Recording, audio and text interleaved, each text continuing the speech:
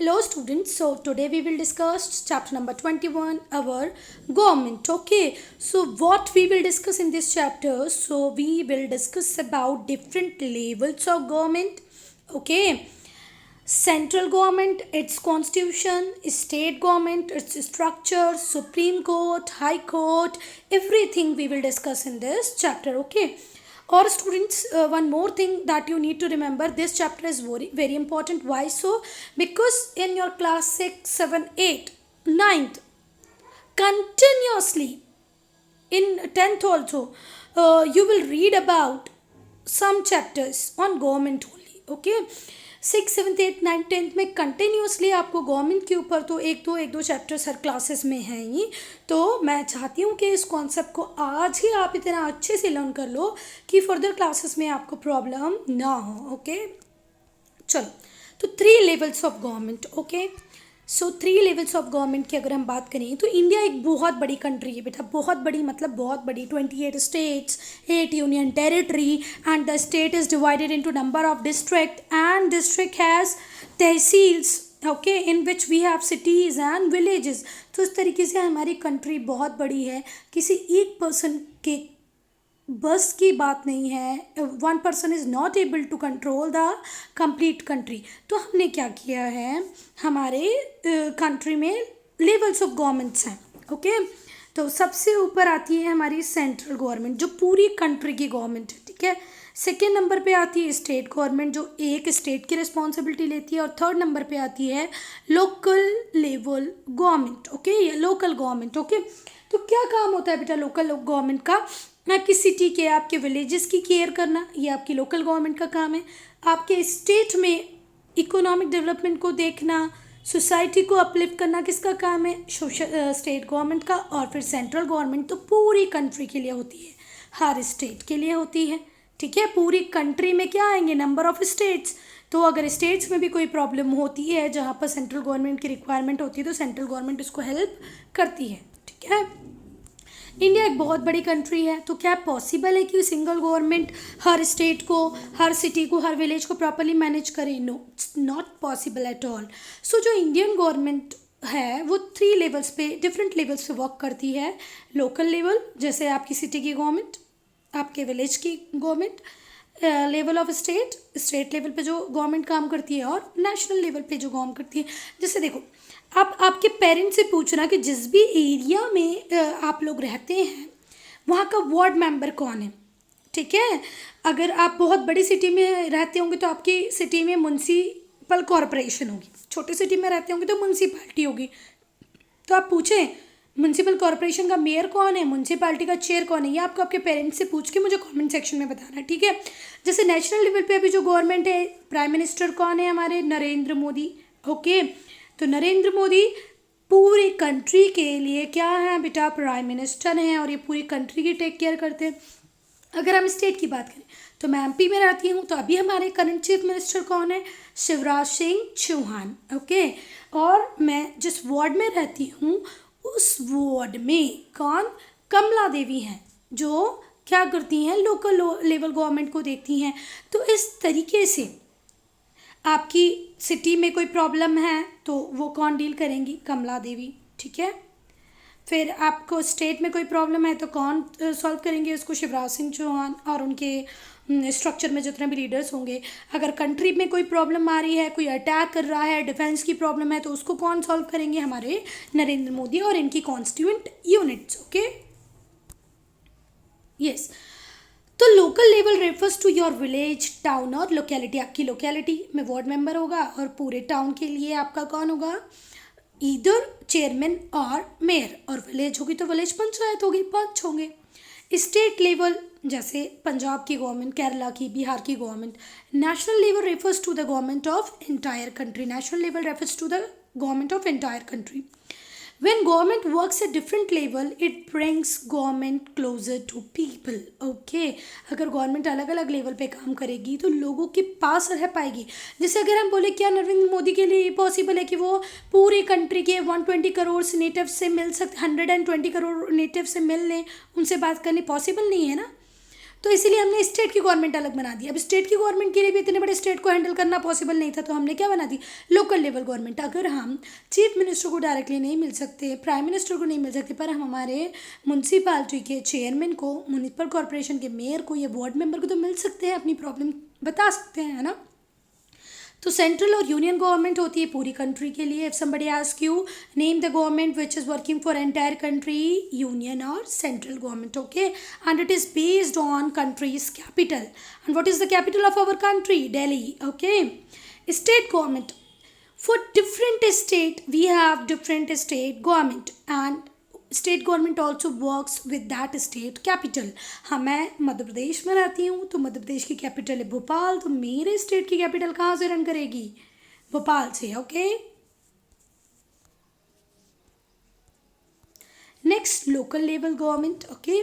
For the governance of immediate community urban areas are govern by, देखो आपको immediate community को govern करना है तो क्या चाहिए? लोकल लेवल गवर्नमेंट, ठीक है। जो अर्बन एरियाज होते हैं उनमें क्या होता है बेटा? Municipal relationship between centre and state, okay. The responsibility of governing the country is divided between centre and state. एक कंट्री को कैसे रन करना है, उसकी जो रिस्पॉन्सिबिलिटी है वो most of the responsibility centre को दी है, बहुत सारी रिस्पॉन्सिबिलिटी स्टेट को भी दी है, ठीक है। कुछ रिस्पॉन्सिबिलिटी ऐसी होती हैं बेटा जिसको सेंट्रल लेवल पे या यूनियन लेवल पे डील किया जा सकता है, जैसे हमारी कंट्री के डिफेंस को, हमारी बॉर्डर्स को सुरक्षित रखना, ठीक है। और रिलेशनशिप विद अदर कंट्रीज़, हमारी कंट्री के चाइना के साथ, नेपाल के साथ, भूटान के साथ कैसे रिलेशनशिप होंगे, ये सेंटर देखेगा, यूनियन गवर्नमेंट देखेगी। हमारी सारी बाउंड्रीज़ को सेफ रखा जाए, कौन देखेगी? सेंट्रल गवर्नमेंट देखेगी, ठीक है। तो ये सारी रिस्पॉन्सिबिलिटी किसकी होगी? यूनियन गवर्नमेंट की। अब educating the people, looking after law and order of the state is the responsibility of state government. अपने स्टेट के लोगों को एजुकेट करो, लॉ एंड ऑर्डर को प्रॉपर मेंटेन करो, ये किसका काम है? तो स्टेट गवर्नमेंट का। तो एजुकेशन की बात करें या पुलिस की बात करें तो ये किसके पास है? स्टेट के पास है, ठीक है। The central government provide help to state government whenever required. जब भी स्टेट को ज़रूरत लगेगी बेटा, सेंट्रल गवर्नमेंट उसकी हेल्प करेगी ही करेगी, ओके। तो जो रिलेशनशिप होता है डिफरेंट लेवल ऑफ गवर्नमेंट में, ठीक है, and the responsibility of each, relationship और रिस्पॉन्सिबिलिटी हमारे कॉन्स्टिट्यूशन में क्लियरली रिटर्न है कि this matter is controlled, manage, regulated by central government and this matter is controlled, regulated, managed by state government, okay. फिर हमारे कॉन्स्टिट्यूशन में पंचायत के क्या राइट्स होंगे, पंच की क्या ड्यूटीज़ होंगी, रिस्पॉन्सिबिलिटी होंगी, ये भी प्रॉपरली क्लियरली लिखा हुआ है, okay. So first we will discuss central government, okay. Making laws for the country, पूरी कंट्री के लिए लॉ बनाना, उनको इम्प्लीमेंट कराना, ये किसकी रिस्पॉन्सिबिलिटी है बेटा? सेंट्रल गवर्नमेंट की, ठीक है। और यहाँ से यहाँ तक एक बहुत इंपॉर्टेंट है, ये आपको क्लास 9 क्लास 10 तक आता है, तो do remember it in a very nice manner. The main law making body of country is parliament. What is parliament? The main law making body of a country is known as parliament. What is parliament? The main law making body of country is called parliament, okay। ये students हैं, जो parliament है जो पूरी country के लिए laws बनाती है, रूल्स रेगुलेशन बनाती है, उसमें 2 हाउसेस होते हैं। कितने हाउस होते हैं पार्लियामेंट में? 2 हाउसेस होते हैं, लोकसभा, राज्यसभा, और प्रेसिडेंट भी पार्लियामेंट का पार्ट होता है। तो parliament consist of Lok Sabha, Rajya Sabha and president, okay। Do remember what parliament consists of? Parliament consists of 2 houses, that is Lok Sabha, Rajya Sabha and president, okay। अब लोकसभा क्या होती है बेटा? लोकसभा को L for Lok, L for lower, Lok Sabha is known as lower house of parliament. Lok Sabha क्या है? Parliament का lower house है, ठीक है। और जितने भी मेंबर लोअर हाउस में या लोकसभा में होते हैं उनके लिए डायरेक्ट इलेक्शन होता है, ठीक है। और ये लोकसभा में किस पर्टिकुलर टाइम के लिए जाते हैं? 5 ईयर के लिए। तो डू रिमेंबर, लोकसभा को ही लोअर हाउस बोलते हैं, यहाँ पर मेंबर डायरेक्टली इलेक्ट होके जाते हैं, और कितने टाइम के लिए जाते हैं? 5 ईयर के लिए, ठीक है। Therefore this house is called house of people, इसीलिए इसको क्या बोला जाता है? हाउस ऑफ पीपल, क्योंकि इसके लिए क्या हुए? डायरेक्ट इलेक्शंस हुए हैं। और लोकसभा में स्पीकर होता है बेटा। लोकसभा में कौन होता है? स्पीकर होता है। और स्पीकर का काम होता है ये देखना कि जो भी प्रोसीडिंग्स हैं लोकसभा की वो प्रॉपर और स्मूथ वे में रन करें, ठीक है। क्योंकि देखो हमारी लोकसभा में रूलिंग पार्टी भी होती है और अपोजिशन भी होता है ना। तो अपोजिशन का काम होगा कि वो क्रिटिसाइज़ करें किसकी पॉलिसीज़ को, करंट गवर्नमेंट की पॉलिसीज़। तो इस टाइम में क्या होता है, थोड़े से क्लैशेस कॉन्फ्लिक्ट हो जाते हैं। तो ये स्पीकर की ड्यूटी है कि स्मूथ प्रोसीडिंग्स कराना लोकसभा की, ठीक है। अब लोकसभा के लिए आप इलेक्शन कब कॉन्टेस्ट कर सकते हो? तो जब आपको वोट डालना है। आप कब वोट डाल पाओगे? जब आपकी एज कितनी हो जाएगी बेटा? 18 ईयर्स, ठीक है। पर आप बोलोगे मुझे तो इलेक्शन कॉन्टेस्ट करना है, मैं लोकसभा मेंबर बनना चाहता हूँ, तो आपकी एज कितनी होनी चाहिए? 25 ईयर्स फॉर गिविंग वोट। आपको कितने बड़ा होना है, कितनी एज होनी चाहिए? 18 ईयर। पर उसी लोकसभा में इलेक्शन कॉन्टेस्ट करने के लिए आपकी एज कितनी होनी चाहिए? 25 ईयर्स, ठीक है। सिटीजन ऑफ इंडिया जिनकी एज 18 ईयर से ज़्यादा है वो जनरल इलेक्शंस में लोकसभा मेंबर को इलेक्ट करने के लिए वोट कर सकते हैं, ठीक है। फ्री एंड फेयर इलेक्शन कराने के लिए, इलेक्शंस को स्मूथली डन कराने के लिए हमने पूरी कंट्री को छोटी छोटी कॉन्स्टिट्यूएंसीज में डिवाइड कर दिया है, ठीक है। To ensure the election are fair the country has been divided into constituencies. अब कॉन्स्टिट्यूएंसी वेरी इन साइज, ठीक है। क्या कॉन्स्टिट्यूएंसी का साइज अलग अलग होता है, बट ऑल हैव रफली द सेम पॉपुलेशन। साइज कोई भी हो पर पॉपुलेशन सेम होनी चाहिए। अच्छा, ये समझ में नहीं आया होगा तो सुनो ध्यान से। देखो, अगर हम उत्तर प्रदेश की बात करें या बिहार की बात करें तो बेटा ये वो एरियाज़ हैं जो डेंसली पॉपुलेटेड हैं, जहाँ पर पॉपुलेशन में डेंसिटी ज़्यादा है, बहुत कम एरिया में बहुत सारे लोग रहते हैं। तो यहाँ पर कॉन्स्टिट्यूएंसी का साइज़ छोटा होगा क्योंकि बहुत सारे छोटे एरिया में बहुत सारे लोग रहते हैं। पर अगर हम ईस्टर्न स्टेट्स की बात करें, अगर हम मिज़ोरम, नागालैंड, मणिपुर, त्रिपुरा की बात करें तो बेटा इसी साइज़ में वहाँ पर बहुत कम लोग रहते हैं। तो यहाँ पर इतनी सी जगह में देखो कितने लोग दिखाए मैंने, 8 लोग दिखाए। यहाँ इतनी सारी जगह में, उतनी ही जगह में 4 लोग दिखाए। तो ये क्या कॉन्स्टिट्यूएंसी एरिया के हिसाब से बराबर होगी? तो क्या होगा, यहाँ पर कम लोग होंगे, यहाँ पर ज़्यादा होंगे। तो हमने क्या किया, कॉन्स्टिट्यूएंसी का साइज़ वेरी करेगा पर रफली जो पॉपुलेशन है वो कैसी होनी चाहिए? सेम। अब हो गई ना सेम, 4 यहाँ पर 8, 5 और 3 8 दोनों जगह। तो कॉन्स्टिट्यूएंसी कैसी होती है बेटा? सेम साइज की नहीं, एरिया वाइज डिफर करेगी पर पॉपुलेशन वाइज सेम होगी। पॉपुलेशन वाइज सेम होगी। मैंने एग्जांपल देके भी बताया है, ध्यान से समझना। ना समझ में आए तो कमेंट में लिखना। अब इंडिया में अगर आपसे कोई पूछेगा कितनी कॉन्स्टिट्यूएंसी है तो क्या बताओगे? 543। अभी इंडिया में कितनी कॉन्स्टिट्यूएंसी है स्टूडेंट्स? 543। और क्यों बनाई है हमने कॉन्स्टिट्यूएंसीज? कि इलेक्शंस हम प्रॉपर वे में, फ्री एंड फेयर वे में करा पाएँ, ठीक है। बेटा आप लोगों ने भी इलेक्शन कैंपेनिंग देखी होगी, बहुत सारी पार्टीज़ होती हैं, है ना। सब अपनी अपनी कैंपेनिंग अलग करती हैं। बीजेपी है, कांग्रेस पार्टी है, आप है और बहुत सारी समाजवादी पार्टी है, ठीक है। तो ये जो सारी पार्टीज़ होती हैं, हमारी कंट्री में बहुत सारी पॉलिटिकल पार्टीज़ हैं, ठीक है। और वो एक ही कॉन्स्टिट्यूएंसी से सारी पार्टीज़ इलेक्शन कॉन्टेस्ट कर सकती हैं।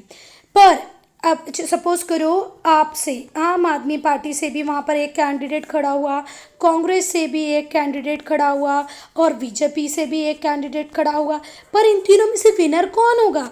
जिसको सबसे ज़्यादा क्या मिलेंगे? वोट। जिसको मोस्ट ऑफ द वोट मिलेंगे वो उस कॉन्स्टिट्यूएंसी से क्या बन जाएगा? विनर बन जाएगा, है ना। बात समझ में आ गई? चलो, अब जो 16th लोकसभा है, 16th अभी जो लोकसभा चल रही है स्टूडेंट्स वो 17 लोकसभा है, क्योंकि नाउ वी आर इन 2021, ठीक है। 14 से जो 19 तक का पीरियड था, इस 5 ईयर में कौन सी लोकसभा चली? 16। 19 से के बाद से अभी कौन सी लोकसभा चल रही है बेटा? 17, ओके। तो जो 16th लोकसभा थी, जो जनरल इलेक्शन थे 14 में हुए थे, कितने मेंबर्स थे लोकसभा में? 543। कितने मेंबर थे? 543। द लोकसभा है मैक्सिमम स्ट्रेंथ ऑफ 552। लोकसभा में मैक्सिमम स्ट्रेंथ कितनी की है? 552 की। कितनी की है? 552। अभी अगर कोई पूछता है जो 16 लोकसभा में है आपकी, जो 2014 से स्टार्ट हुई, इसमें कितने मेंबर हैं, तो क्या बोलोगे 543, ठीक है। फिर कोई पूछता है कि मैक्सिमम स्ट्रेंथ कितनी हो सकती है लोकसभा की, क्या सिर्फ 543 हो सकती है, तो बोलना no, maximum strength is 552, okay. And out of that 552 जो 530 मेंबर हैं वो स्टेट से आते हैं। कहाँ से आते हैं बेटा, स्टेट से। और ये जो 20 मेंबर हैं ये कहाँ से आएंगे बेटा, यूनियन टेरिटरी से। कहाँ से आएंगे स्टूडेंट्स, यूनियन टेरिटरी से, ओके। 20 कहाँ से आ गए, यूनियन टेरिटरी से। 2 मेंबर्स होते हैं जिनको प्रेसिडेंट नॉमिनेट करता है, और वो होते हैं एंग्लो इंडियंस। वो कौन होते हैं, एंग्लो इंडियंस, ठीक है। तो 2 एंग्लो इंडियंस होंगे, 20 यूनियन टेरिटरी से, रेस्ट स्टेट से। अब एक बात ध्यान रखना बेटा, ये जो 2 एंग्लो इंडियन मेंबर्स हैं, हमारी गवर्नमेंट प्लान कर रही है कि ये सीट्स को अब हम नहीं रखेंगे। 2 एंग्लो इंडियंस मेंबर का नॉमिनेशन अब लोकसभा में नहीं होगा, ठीक है। आप चाहो तो इसको गूगल पे और सर्च कर सकते हो, अपने पेरेंट्स से इसके लिए पूछ सकते हो। Next is Rajya Sabha, okay. तो राज्यसभा अपर हाउस है, लोकसभा लोअर है, राज्यसभा अपर हाउस है, ठीक है। The member of Rajya Sabha are not directly by the people of India. Rajya Sabha के मेंबर का डायरेक्ट इलेक्शन नहीं होता है, ठीक है। इनको कहाँ से भेजा जाता है, इनको जितना भी स्टेट लेजिस्लेटिव असेंबलीज होती हैं, इनको 6 ईयर के पीरियड के लिए कहाँ भेज देती है, राज्यसभा में भेज देती है। इसीलिए इसको काउंसिल ऑफ स्टेट भी बोला जाता है। क्या बोला जाता है राज्यसभा को, काउंसिल ऑफ स्टेट। लोकसभा को क्या बोलते हैं, पीपल्स हाउस, ठीक है। और राज्यसभा को काउंसिल ऑफ स्टेट। इसके इलेक्शन डायरेक्ट नहीं होते हैं, राज्यसभा लोकसभा के डायरेक्ट होते हैं, ठीक है। चलो, ये है राज्यसभा। क्या है बेटा, ये राज्यसभा, ठीक है।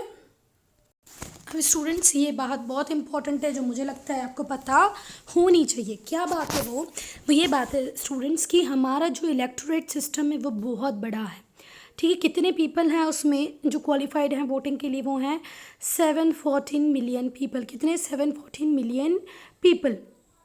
India has an electorate people who are qualified to vote. कितने लोग जो वोट डाल सकते हैं वो कितने हैं, 714 मिलियन पीपल, ठीक है। और अगर इसको हम कंपेयर करें तो पूरे यूरोपियन यूनियन, जिसमें यूनाइटेड किंगडम, फ्रांस, इटली, बहुत सारी और कंट्रीज़ आती हैं, उससे भी बड़ा, प्लस यूनाइटेड स्टेट्स, मतलब आप यूएसए को भी जोड़ लो, यूरोपियन यूनियन पूरी जोड़ लो। और यूरोपियन यूनियन में एक कंट्री नहीं है बेटा, England, United kingdom, Ireland, France, Germany, Italy, सब इंक्लूडेड हैं, ओके। तो जो जनरल इलेक्शन हुए थे 2009 के 15th लोकसभा के लिए, वो the largest democratic election in the world, okay. World के सबसे बड़े इलेक्शंस कहाँ पर होते हैं, हमारे इंडिया में।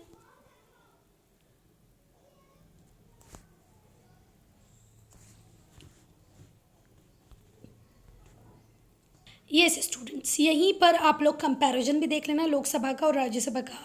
तो राज्यसभा को प्रेसाइड करते हैं वाइस प्रेसिडेंट ऑफ इंडिया, ठीक है। राज्यसभा में चेयरमैन होते हैं, और वो चेयरमैन कौन होते हैं, vice president of India.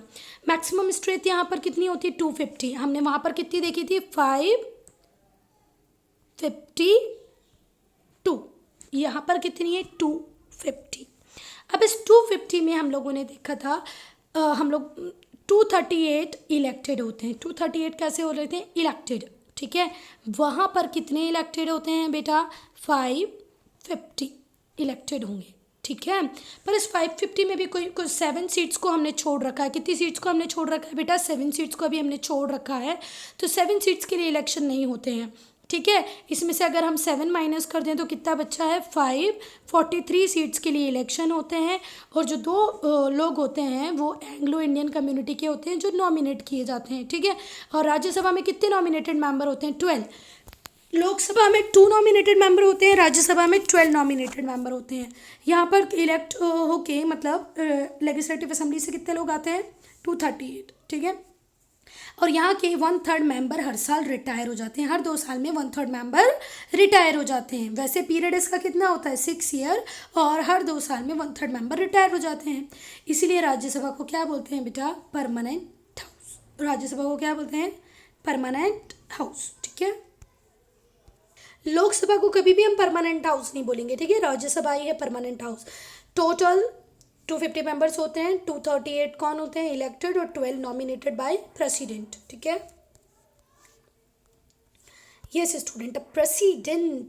The president is elected by member of Lok Sabha, Rajya Sabha, State Legislative Assembly for a period of 5 years. एक इलेक्टोरल कॉलेज बनता है, पूरा की पूरा इलेक्टोरल कॉलेज बनता है। उस इलेक्टोरल कॉलेज में लोकसभा मेंबर भी होते हैं, राज्यसभा मेंबर भी होते हैं, स्टेट लेजिस्लेटिव असेंबलीज के मेंबर भी होते हैं। और प्रेसिडेंट का जो पीरियड है, वर्किंग पीरियड है, वो कितना होता है बेटा 5 years, ठीक है।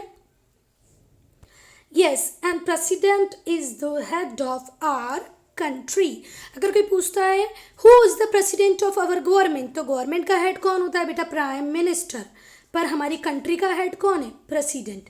गवर्नमेंट का हेड प्राइम मिनिस्टर और कंट्री का हेड प्रेसिडेंट, ठीक है। Yes, the prime minister and council of minister after general election, जैसे ही जनरल इलेक्शन हो जाते हैं जनरली 5 years के लिए, ठीक है। हर 5 year के बाद इलेक्शन क्या होते हैं, कॉन्टेस्ट होते हैं, ठीक है।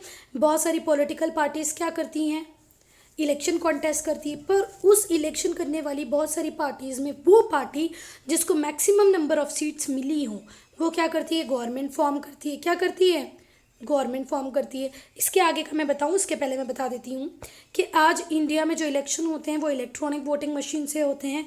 और फर्स्ट टाइम हम लोगों ने इलेक्शंस कब स्टार्ट किए थे इलेक्ट्रॉनिक वोटिंग मशीन से, 2002 के पहले जितने भी इलेक्शन हुए उसमें हमने बैलेट पेपर का यूज़ किया। किसका यूज़ किया है, बैलेट पेपर। 2002 से हम लोग किसको यूज़ करने लगे, इलेक्ट्रॉनिक वोटिंग मशीन। तो ऑब्जेक्टिव क्वेश्चन के हिसाब से ये बहुत इंपॉर्टेंट है बेटा। So students, if somebody asks you who appointed the prime minister, तो just give the answer president. Our country president appoint the prime minister. और ये प्राइम मिनिस्टर प्रेसिडेंट अपनी इच्छा से किसी को भी अपॉइंट नहीं करता है बेटा। वो पार्टी जिसको लोकसभा में majority of vote, majority of seat मिली होंगी, उस पार्टी के लीडर को प्रेसिडेंट उस पार्टी मेंबर के कंसेंट से क्या अपॉइंट करते हैं, प्राइम मिनिस्टर, ठीक है। प्राइम मिनिस्टर हेड होता है हमारी सेंट्रल गवर्नमेंट का। और बहुत सारी पावर्स, बहुत मतलब almost all powers rest with the hand of prime minister, ठीक है। प्राइम मिनिस्टर हेल्प करता है अपनी ड्यूटीज़ को, ठीक है। किसकी मदद से बेटा, वो स्पेशली ग्रुप ऑफ मिनिस्टर्स को इलेक्ट करता है या स्पेशली चूज़ कर लेता है जो उसको लगता है कि इस पर्टिकुलर फील्ड में मास्टर है, एक व्यक्ति इस पर्टिकुलर फील्ड में मास्टर है। ऐसे कुछ लोगों का वो ग्रुप बनाता है। ग्रुप ऑफ मिनिस्टर्स को हम काउंसिल ऑफ मिनिस्टर बोलते हैं। और वो council of minister prime minister को हेल्प करते हैं पूरी कंट्री को रन करने में, रूल्स बनाने में, रेगुलेशन बनाने में, डिफेंस में। अलग अलग पोर्टफोलियो डिवाइडेड होते हैं, ठीक है। जैसे एक होती है HRD मिनिस्ट्री, फिर एक होती है फाइनेंस मिनिस्ट्री, है ना, फॉरेन अफेयर्स मिनिस्ट्री। तो ऐसी बहुत सारी मिनिस्ट्री होती हैं जिनको जो प्राइम मिनिस्टर होते हैं वो अलग अलग इंडिपेंडेंट क्या दे देते हैं, लीडर्स दे देते हैं। और इन सबको मिल गई क्या रन करती है, गवर्नमेंट। जैसे यहाँ पर क्या क्या लिखा है, defence, health ministry, agriculture, industry, finance etcetera. The prime minister are and these minister make up council of minister. Prime minister and group of that ministers made what, council of ministers, okay.